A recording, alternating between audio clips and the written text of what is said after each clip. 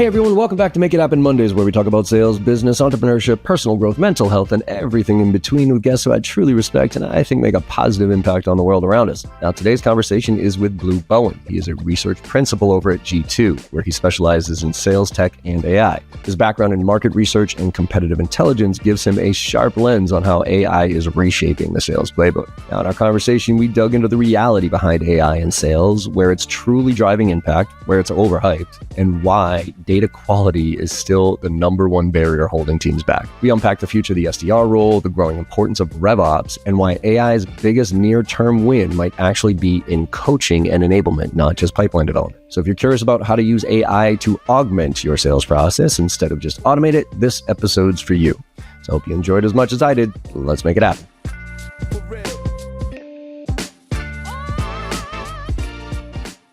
Bowen, what's going on? Welcome to the Make It Happen Monday podcast, my friend. How you doing today? I'm doing great. Thanks, John. Thanks for having me. How are you? Good, man. Good. It's, we were just talking right before we got on here, man. It's things don't seem to be slowing down. They seem to be moving faster and faster. And I think this report that you guys just put out there as far as the insights of what's going on with AI is going to be pretty interesting to dive into. But yeah, man, it's a little mind numbing right now to try to stay pace with what's going on. Forget about stay ahead of what's going on right now. How are you feeling right now with you, like with just what you're doing, what you're seeing out there? You feel like you're on top of things? You feel like you're behind? You feel like you're ahead? Where are you at right now? I think it's hard to say. I think I'm on top of things. Ahead, I think might be a little optimistic. I think I'm treading water, trying to keep pace. Right when I think I'm on top of things, then a new thing breaks through, and then we're kind of recycling again. So we're floating over here. Yeah, and I think this. I'm curious because we always, before we get into the details here, I always love the origin story here, right? Like before, we can all read what's on LinkedIn. So talk to us a little bit about your background, because I know you're military and you've moved around quite a bit in a bunch of different areas, right? That's where you're breaking up. Yeah. So my dad was in the Army. So as a kid, moved around every 2 years. So kind of dynamic and agile in terms of being raised, and then kind of spent my whole career in market research and competitive intelligence. Previously at a small startup in the business to government space. So kind of cold calling government employees, trying to glean competitive insights for my clients for their procurement bids. And now with G2, research principal. So voice of customer, whether that's a government employee or end users of software, and kind of driving insights there. Customer always knows best. It's kind of cliche, but they can always provide insights, maybe not best. Yeah, I call bullshit on that. I don't. I disagree, because they don't always know what they need, and they're not always right. I'm definitely more of the employees are the focus. So if you treat your employees right, then the customer is going to be fine. But I've seen too many companies follow that customer is always right and then shred their internal culture around that and destroy their business because of it. So I vehemently disagree with the customer is always right. Yeah, especially if, and we'll talk about this in a little bit, but if your ICP isn't baked, if you're targeting the wrong customers, if you're selling swimwear to people in the mountains, your customer probably isn't always right. Maybe your pinpointed strategies wrong. Yeah, well then you aren't either. So there's a balance there. But you went to school. Did you go to school with marketing with a sale? Did I see the sales focus on that? Yeah. So marketing major, and then they had kind of optionality minors. And professional selling was one of those concentrations. So that's actually super cool, because that's rare. I mean, you graduated in what 2018? Yeah, exactly. Yeah. So, I got a little bit older than you with a gray beard here, but, when I was growing up, there was no degree in sales at all. So did you go to, was it JMU? I forget. Yep, exactly. Yeah. James Madison, yeah. Did you go there because of the sales focus? And did you know that that's what you wanted to do kind of when you grew up getting into school? Or was that that's pretty interesting to you and you followed that path? Yeah, kind of followed the path. Knew I wanted to do College of Business. So got into College of Business, then focused on the marketing, and then, really was fascinated by consumer behavior and kind of the marketing lens. And then felt like there was a natural kind of add-on to add the professional selling concentration. Marketing is so much about resonating with people, speaking to people, piquing their interests. and progressing that. And I think sales is obviously kind of the next evolution of that. So really kind of intrigued with, how to connect with people and how to kind of continue that conversation, whether it's raising awareness from a marketing lens or whether it's kind of progressing deals and selling. So then what got you the itch on the analytics side of the house, right? Because usually sales reps are not exactly the most analytical people out there. They tend to be just like, yeah, let me go do my thing. And I hate, analyzing. I hate inputting stuff into CRM. I hate doing all that analytical stuff. So for you, how did you catch that bug? Yeah, I think it was kind of some marketing analytics and consumer behavior classes that I took there really kind of piqued my interest. And, everything's data driven nowadays. You can find, you can tell me the story you want to say, and I'll find the data to back it up. There's so much data out there right now. So I think that's what really kind of fascinated me is like correlation and causation and, how companies shift their strategy based off data, how they market and how they sell that. Love it. So let's talk about this report. What, first of all, what drove it? I mean, we'll get into the details here, but what was the driver for this and what were you trying to figure out? Yeah. So the driver is really to kind of raise awareness on how is AI being implemented, used, and effective in sales, and kind of trying to be a myth buster in some areas and also just shed a little light in terms of what people are doing now, how they're seeing success. And, I think if your only source is LinkedIn, you would think that AI is only being used for AI SDRs and to spam your inboxes. And really try to take that, peel the onion a little bit and talk about how AI is being used throughout the sales cycle, past close to help kind of customer retention and expansion, and also kind of on the sales enablement side, which I think is kind of underserved right now. So just trying to be a little bit of a light in terms of how it's being used now, how it's kind of being effective. Yeah, it's funny. When I do my trainings, I usually I do a poll and I'll ask the reps, hey, where are you on a scale of 1 to 5, right? When it comes to AI, like 1 being, I barely use it, maybe kind of use it like a search engine type of scenario. 5, I am all in agents, created my own GPTs and everything else. And inevitably I get 3s and 4s, maybe, and out of 5s, I got some 7s, like I'm killer, right? And then when I do my training and I show the basics, like, I've created a couple of GPTs, but I use it to augment what we're doing from a training standpoint. And just how I use it. And I don't think it's anything special, but at the end, I'll ask again, okay, so you said you were 3, 4, 5, whatever. Now, based on what you just saw for the past 2 hours or whatever, now where do you think you are? Or where do you think you actually are? And I get like 0s, 1s, 2s, like, holy smokes, man. Like I wasn't even scratching the surface here. And which is kind of scary to me because I don't feel like I'm scratching the surface. I mean, I'm doing my best to stay ahead here, but every time I turn around, something new comes out and I'm like, oh man, like, all right. So I think there's a perception reality of once somebody starts to use it even just a little bit, they're like, oh, look at this cute little email I can write, or, oh, it did some research for me. Fantastic. So where are you saying, or where does the data suggest that the real value of this is? Because the SDR outbound stuff, I just think that's marketing at this point. I don't believe that sales reps even need to be doing a ton of, spray and pray at all, quite frankly. If they're going to do anything, it needs to be super focused, super personalized, and very relevant. But I think that's the one that everybody chases. So talk to us a little bit about what you're learning or what you learned of where AI is actually having a real impact on the sales process. Yeah, well said. I tend to agree with you on the outbound and SDRs most likely should be marketing, especially like where the evolution is going now. So many touch points. Did that person really book a meeting with you because you said you went to the same school? Was it the right person, the right message, or the right time? Maybe it was just the time and, you happened to get them at the right time and they were in an active sales cycle. I think right now what I'm seeing is a lot of people are trying to use AI as an easy button. Remember that Staples commercial? That was easy. And, they're using it for pipeline development. We sent out a survey and the number one use case was AI SDRs. Then it was account research and account prioritization, which are all good. But really, I think that just speaks to people trying to label as an easy button and just try to have a quick fix to a problem that is a little bit kind of wider picture if you look at the overall thing. So that's where we're seeing the most utilization right now. I think where in the future what we'll see is using AI to up level reps, whether that's shortening training times with role simulation, whether that's live call coaching, whether that's smarter forecasting based off of using all past interaction data and things like that. You mentioned some sentiment there, like a lot of, with the AI scale, how good are you at AI?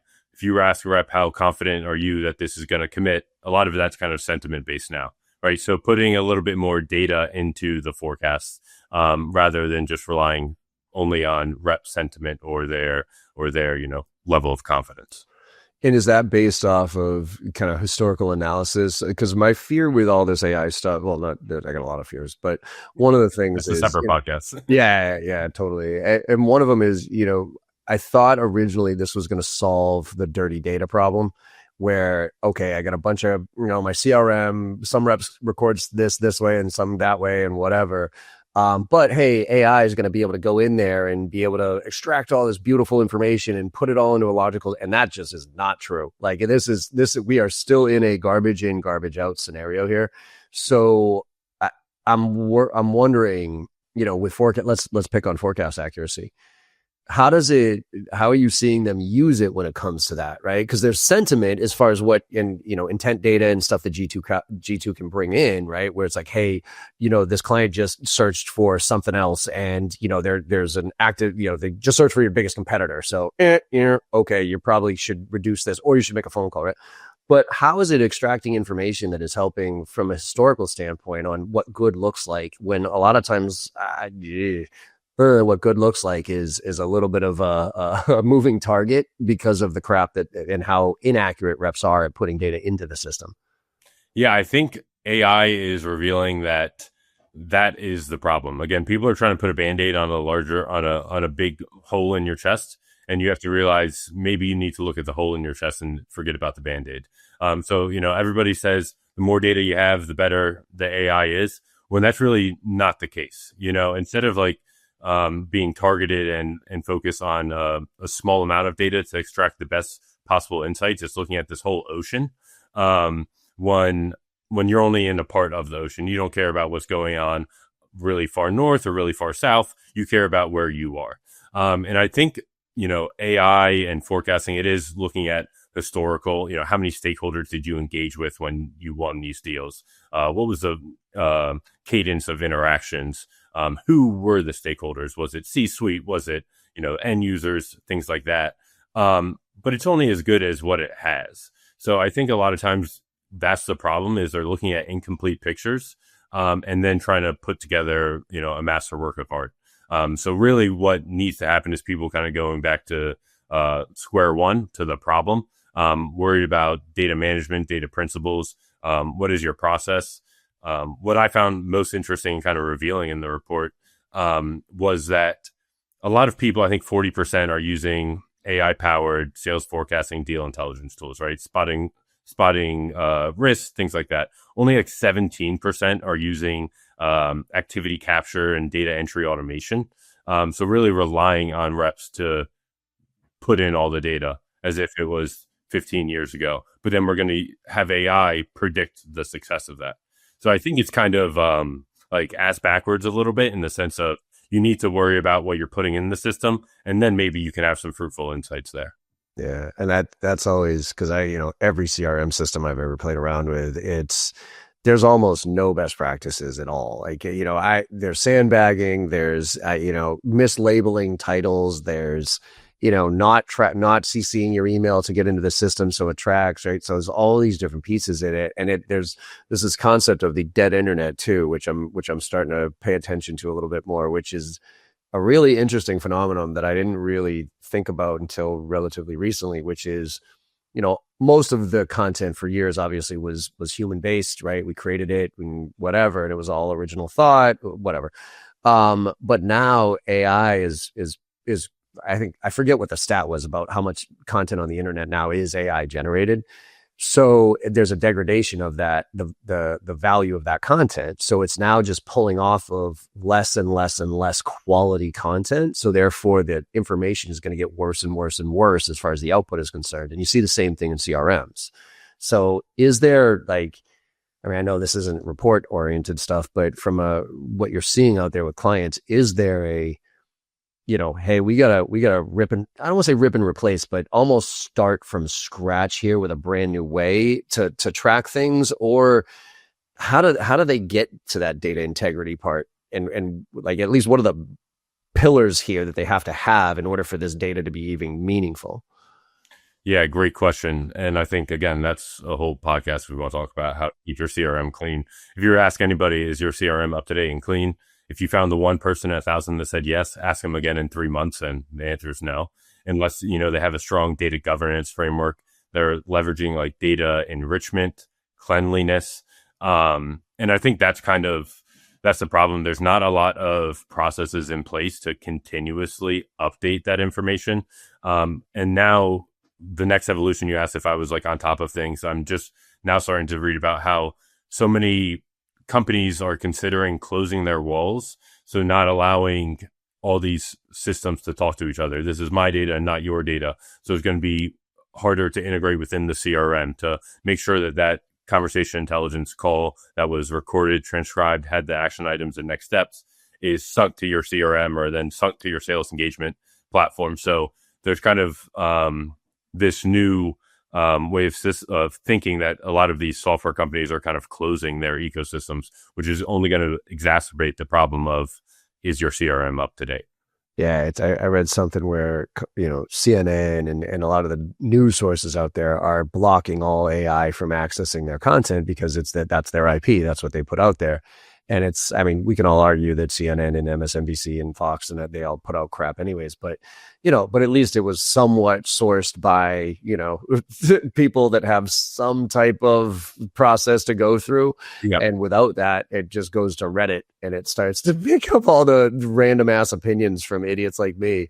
Right. Yeah. Which is, that is a frightening. Yeah. I always think it's funny when you see like the major citations, it's like Reddit and Wikipedia. Yeah. It was like when I was in school, you get yelled at if you use Wikipedia as a primary source or anything. Reddit, for a while, I only thought trolls lived on Reddit. Not me too. Creation.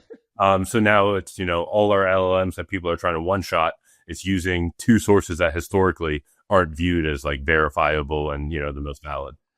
Yeah, this is why I've talked a lot about augmentation versus automation, right? The challenge I think we're at right now is we've gone from a search engine to an answer engine. And for those of us who are thoughtful enough, who have some context and who are curious, it's a superpower because we can use it to ask questions, gain insights, challenge it. I don't know about you, but I'm like, where'd you get that data? Could you give me the exact opposite viewpoint on this just so I understand where you're coming from?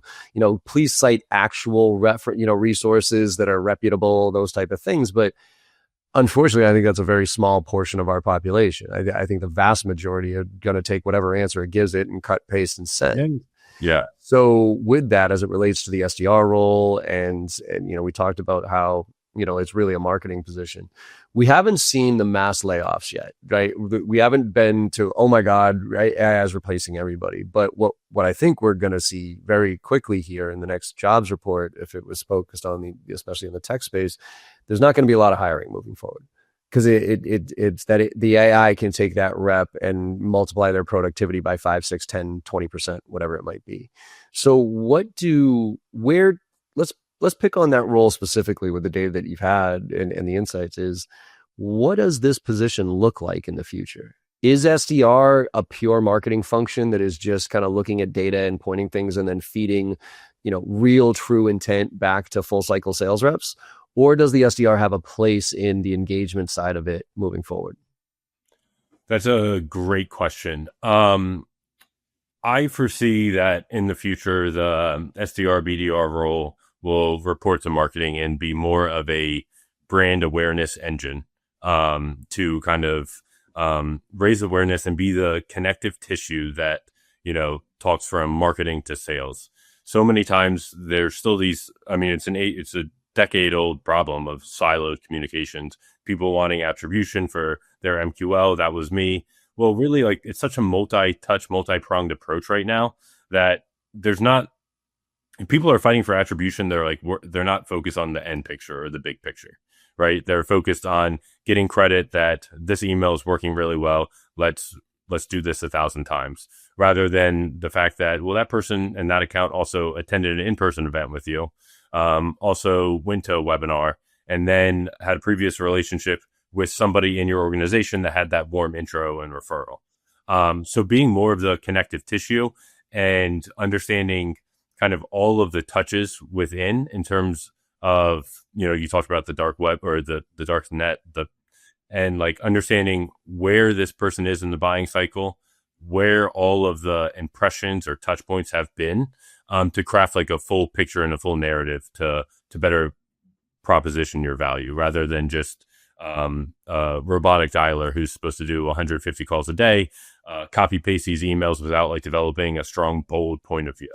Right. Yeah, that's the part where, I don't think it's these SDRs' fault. I think it's our fault as leadership because we've turned the position and we turned them into robots, and now they're getting replaced by robots. I cringe. I've worked with SDR organizations for years now, and one of the times like where I'm always just like, I've turned down business where the marketing team creates the messaging, puts it into a sequence, and doesn't let the rep have any autonomy at all to adjust that messaging. They literally just have to push buttons. And I'm like, can I ask, like, what is the point of the human in this equation? And this was even before AI. I'm like, with the cadence tools, I'm like, what is the point of turning a rep into this?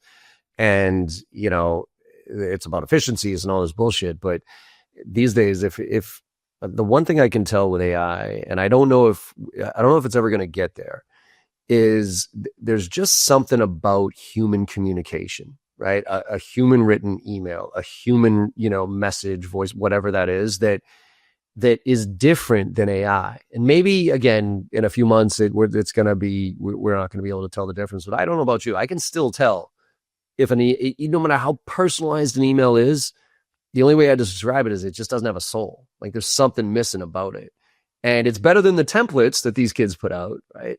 So what can an SDR do right now from your perspective? Because I agree with you. I think that the SDR role is going to roll up on a marketing. I think personally that we should shift to more of a GTM generalist role, where it's a salaried position and they get connected to RevOps, marketing, sales, and they're basically an admin for the full cycle sales, but they get exposed to all the different parts of GTM.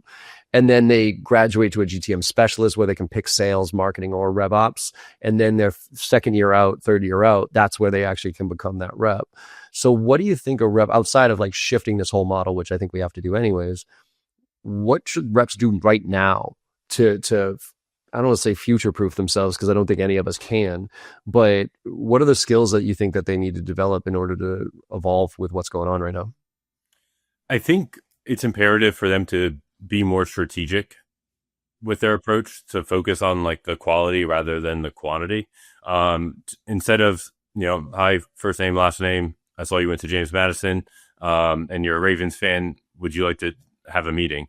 Taking that like one step further, focusing on quality rather than quantity, and developing like bold points of views, understanding what their business priorities of the market they're going into is, understanding the whole, like how the solution you're offering fits into the problem statement of your prospects and the ecosystem, and honestly, like up leveling it entirely. So rather than being a copy paste engine or a cadence machine, trying to be more strategic and analytical, and then that's going to help you evolve to the full cycle sales rep, to the experienced AE, rather than trying to mimic the machines that are quote unquote replacing you. Yeah.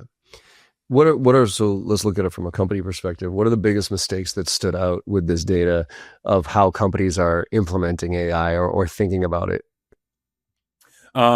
One we talked about, which is not using activity capture and data entry automation.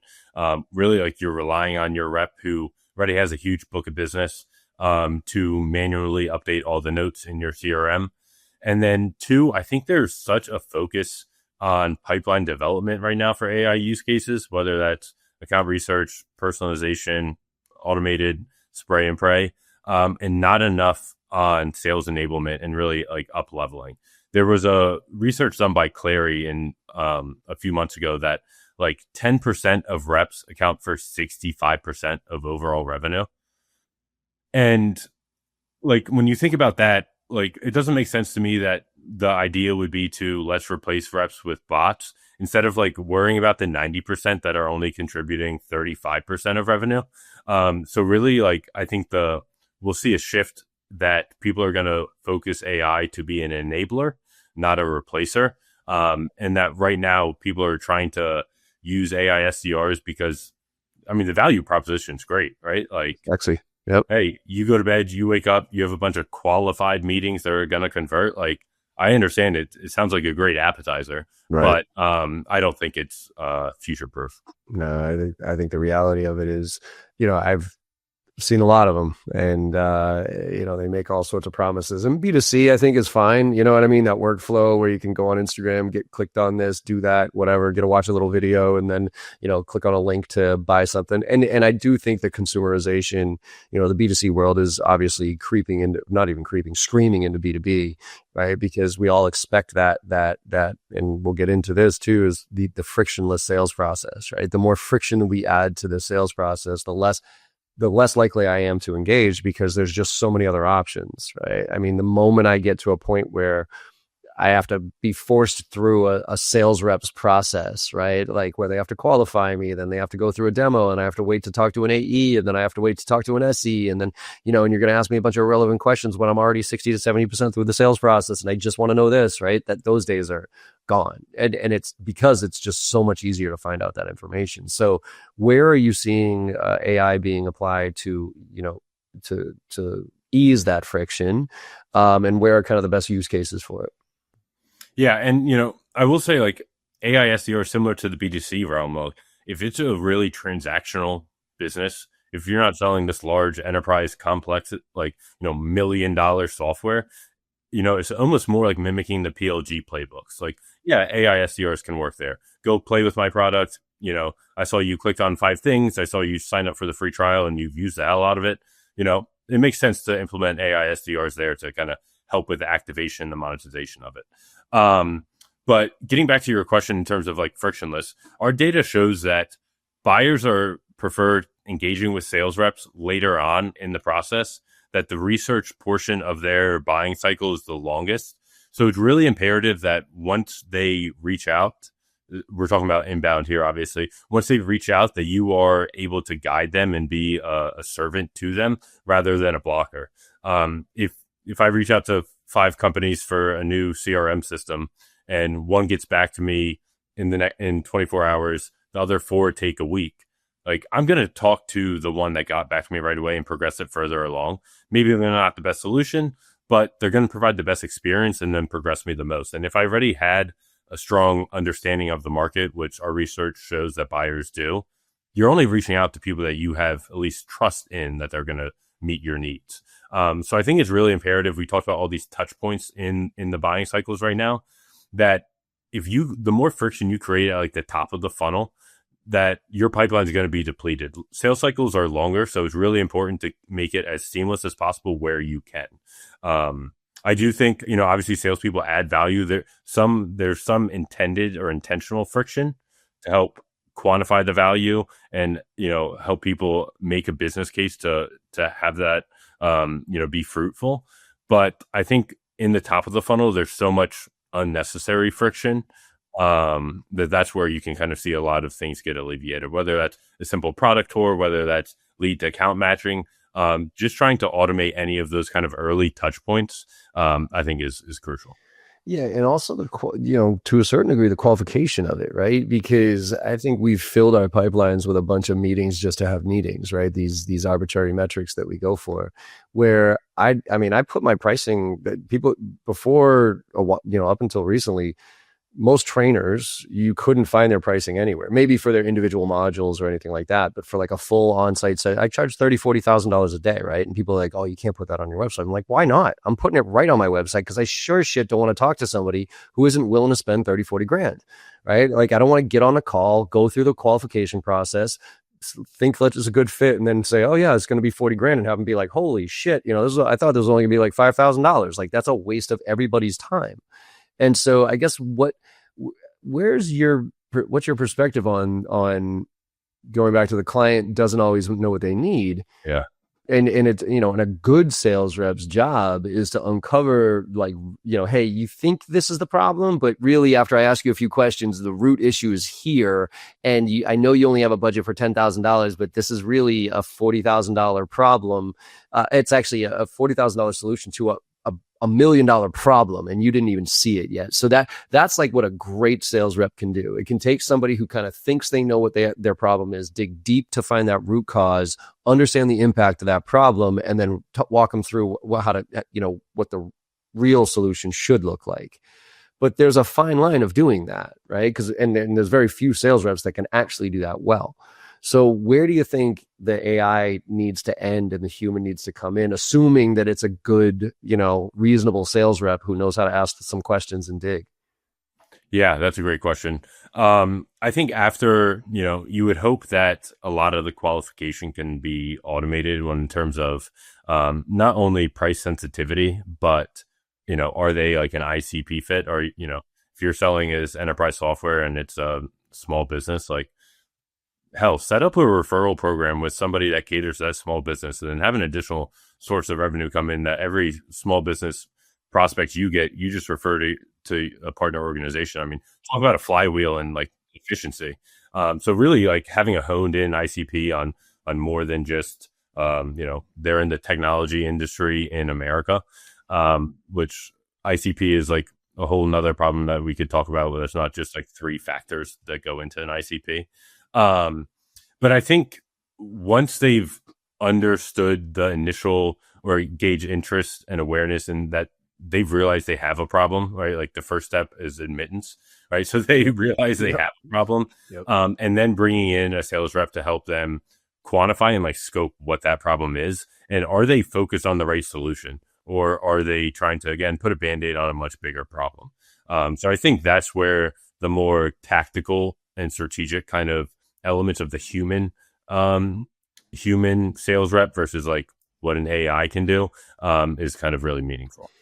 But see, this is where I'm struggling, because I the more I use AI, the more I realize that if you figure out how to use it the right way, because here's my thing. I don't think I used to be like, oh man, sales reps, you're going to get replaced by AI. Then I shifted to, you're not going to get replaced by AI. You're going to get replaced by sales reps who learn how to use AI, right? And but now actually, I don't necessarily care as much about the AI function on the sales side of the house as far as efficiencies and that type of thing. My fear is when the client wakes up and realizes that they can get more value on a 5 to 10 minute conversation with ChatGPT than they can almost any sales rep out there, for crying out loud, if they know how to ask the right questions. You know what I mean? So to your point, like even digging for pain, like if I was looking for, and I've done it, I don't know. Tell me what am I missing here? What other things should I be looking at? Why is this really my problem? Bum, bum, bum, bum, bum. And then I get down to yep, this is it.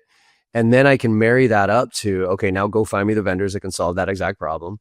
Bring me through, educate me on all this pros and cons, look at G2, see who the top vendors are in this quadrant, right? And then give me and then the question of the value of the sales rep really becomes hard to answer, because I'd much rather talk to a customer success person. I'd much rather talk to an engineer who isn't trying to convince me of anything, who's just trying to educate me and help me on that last mile there.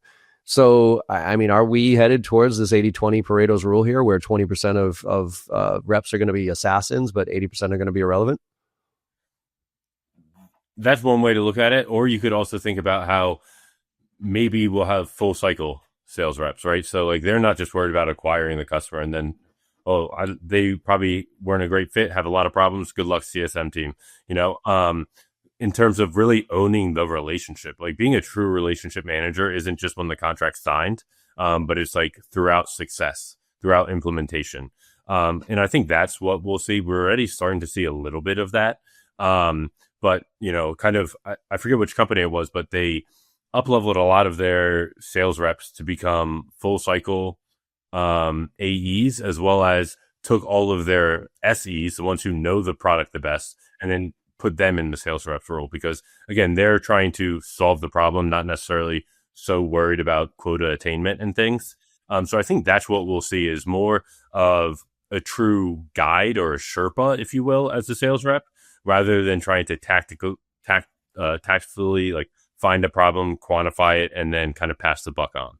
Yeah, I mean, I do, my vision is almost, it is full cycle sales where we're not like, I don't walk in today and say, who should I reach out to today? It's like, no, John, you need to reach out to Blue because he just said this on internet, his company just did that. The market and the trends are going in this direction. They're primed for these type of things. Oh, and by the way, he likes phone over email, because of his personality profile, and he's usually on the road a lot. So here's a couple of snippets of things that you can say when you make this phone call. You click that thing, it makes the phone call. You and I have a conversation. It records the entire thing, dumps it into CRM, and I'm on my next one. So I think that's ultimately where we're headed. And to your point, like full cycle, right? It's not just that cold call. It's now, okay, now I got you as a customer. Now I'm going to bring you through the onboarding process. I don't know if customer success is because I do think there's a different skill set of maintaining that client and giving them the attention that they need. But I think the vast majority of all other aspects of sales are going to be done by one person. Yeah. And, we say like people buy from people, and, having like now in a typical thing, you meet with SDR, create a relationship, then get passed off, then get passed off, then get passed off, who are you trusting? So like, you take up so much time and effort to build that relationship and trust just to kind of pass it off. I think we'll see like a little bit more accountability in the future, if you will. Yeah. So let's talk a little bit about intent, right? Because I think there's, we've gone trigger-based content, right? So we've gone from the spray and pray to now, then it was triggers like, oh, you went through a merger and acquisition. Let's talk about that. We can help you with merger and acquisitions. It's better than generic messaging, right? You're at least somewhat connecting to something that's happening personalized. But the real value obviously is intent. And I mean, you probably heard the stat that there's only about 5% of anybody's addressable market that's actually in market, right? The other 95% are at some level. So we got to nurture those, but we got to find those 5%. But could you just help us understand, like, what is intent, true intent, and how should you use it? Because I'm calling bullshit on a lot of people who use intent data, because what they do is, oh, I see you downloaded this white paper, so we should talk, right? And to me, I download plenty of white papers. I have zero interest in talking to that company at all. It's the topic that I was interested in, right? So, now don't get me wrong. If I'm searching for sales training, being like, hey, I'm looking for sales training, I'm on G2, and I'm like, hey, tell me the top sales training I should look at for prospecting, that's definitely intent. So even with that though, if somebody reached out to me and said, John, I see you were searching on G2 for sales training, we should talk because my train, I'd be like, what the, like, get away from me. You know what I mean? Like, you psycho, yeah. Right? Like, I know everybody's watching, but like that would be a little bit too much. So what's the right way to use intent data that drives the highest results? Yeah. You make a great point that, someone, like, if you see a successful playbook in SaaS, it's going to be successful for a little bit, and then it's going to get copied and replicated, and then it's not going to be successful, right? So it used to be spray and pray. Then it was, I saw you switch jobs. It's known that like executives switch technologies or change things within the first 6 months. So let's get them right there when they're hot and new to the organization. Or it's kind of like researching and almost like stalker like behavior, right? Like, yeah, I was on your pricing page, and I was just checking it out. As I said earlier, research is the longest part of the sales cycle. So conducting the research. You don't need to tell me that you saw me on the pricing page, but maybe come up with a value added proposition. So I think kind of the next level to that, the next layer, and it's not really personalization. It's more like relevance is what's important. You don't need to tell me that you saw that I went to the school. That has nothing to do with the business problem that I'm trying to solve right now. So I think the next level is really kind of combining signals to create a point of view and a messaging that is going to some assumption base that is going to solve the problem that you think that they are going after. So not that you downloaded a white paper. I get more sales messages and outreach than anybody, I think. As a research analyst, I download everything. I read everything. I'm everywhere. Again, sorry, SDRs, I'm not interested in your solutions, but, it's interesting to see the messages that come through. But really kind of creating a storyboard, if you will, of taking all the various intent signals and developing a strong point of view in terms of what they care about and what, where their priorities are. So it's not a one-to-one relationship in terms of one intent signal equals one outreach message. It really should be, few to many. So you're creating almost a picture of what the problems they have are, what their strategic initiatives are, and how your value proposition can help alleviate that. I think that's the future. It's not 1-to-1, it's few to one. Yeah. And that's why I actually use intent to go look for triggers to then create a message. So like when I get intent data, it's okay, cool. They were searching for this, they were doing that, they downloaded whatever. Well, that means something might be happening in that business. I don't know yet, but it kind of, if we go back to prioritization of like who I should be focusing on my time, right? As opposed to the spray and pray, it's like, I'm not using just demographics and firmographics, those type of things to say, okay, here's my ICP. I'm now using to say, okay, here's a tight version of my ICP and layering on intent to that to saying, and they're pretty active. So now those are going to bubble up to the top. And then I'm going to say, ooh, they just did that. Now let me go look at their website. Let me go look at the executives, what they're talking about, their 10K, their annual reports, those type of things, and see if I can marry those two things together. Because if they downloaded this white paper on this topic, and I can read through or use AI to read through their 10K that says that these are some of their initiatives, therefore my hunch is, my hypothesis is here that these are the issues that you're facing. And so now I can craft a message that's personalized and relevant for that.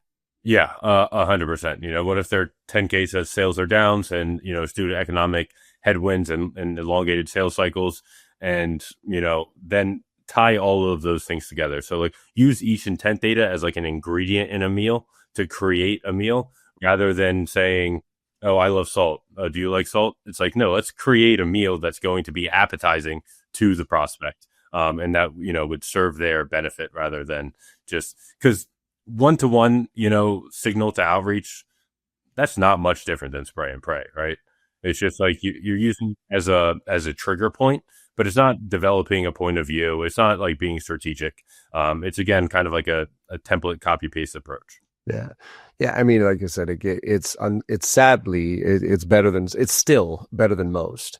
No matter how much I've preached personalization over the years and relevance over the years, it's just still amazing to me. I mean, you said you get a ton of emails. I get 250 to 300 a week, and and I'm out there. I put all my stuff out there. I talk. The amount of content that's out there. I use this podcast. I use this basically as an open therapy session. I talk about all my strategies, all the different things that I have issues with that I'm trying to solve, and I'm such an open book. And yet the fact that I almost never ever get a value-oriented email in my inbox that is genuinely personalized and relevant to me is just mind-blowing. I mean, I got one the other day, and I was so blown away that I usually everybody rips people apart on LinkedIn. It's like, oh, there's a piece of shit email from this SDR or whatever.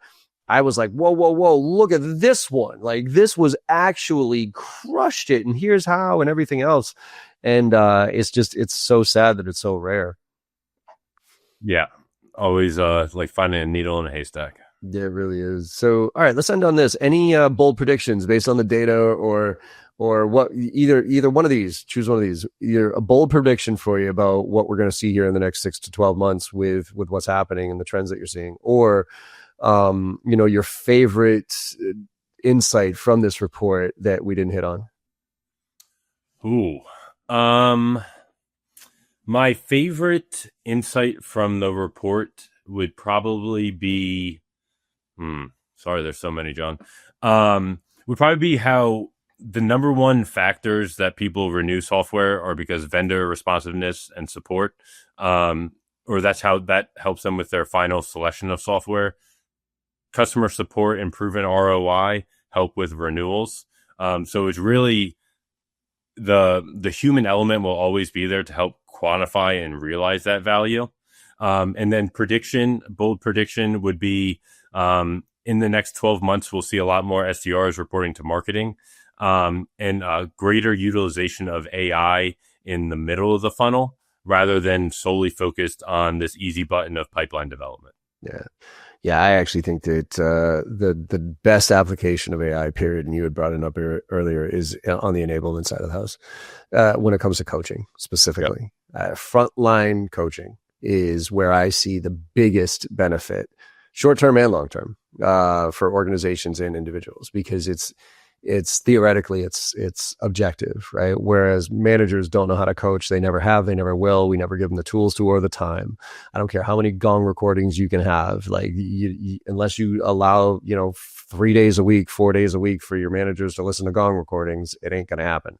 So that would, but AI can listen to every single call, extract what the rep did, compare it to what good looks like, give immediate feedback in an objective way, and then roll it up to the manager to give them that insights that they have to maybe invest in a holistic training to address a systemic issue, and then have individual coaching plans. Like that's, to me, where I wish more companies would invest as opposed to this bullshit outbound SDR stuff. Yeah, all about like up leveling. Like you mentioned, you talk about all of your problems that you're facing and the strategies and things like that. Like, why isn't an AI assistant telling me right now if I was a sales rep, like drill into John? He just said he has a bunch of problems. Like, you don't know what those problems are. It really the focus should be on up leveling, but I think it's such an easy promise for this easy button to kind of create these things. But B2B sales is complex. It's hard. It's not as transactional as like buying something off Instagram. So humans are always going to be needed there, in my opinion. Yeah. I hope you're right, my friend. I hope you're right. But I do know that it's, and this isn't just sales. I'm not picking on sales. I'm picking on everybody. I think the people who don't level up, the people who aren't the ones who are leveraging this the right way, are just absolutely going to get replaced, because it's just so obvious to me. I'd tell any rep who doesn't think that they're in trouble right now is to legit go into ChatGPT and just pretend like you're a potential customer for your solution. Yeah. Right? I mean, for me, I'd be like, yep, I'm a VP of sales of a 50-person sales team. I got 20 SDRs, 30 AEs. Tell me, I'm looking at the JV sales training. Tell me how he compares against the other 3 vendors on the top of the G2 crowd list, blah, blah, blah, blah.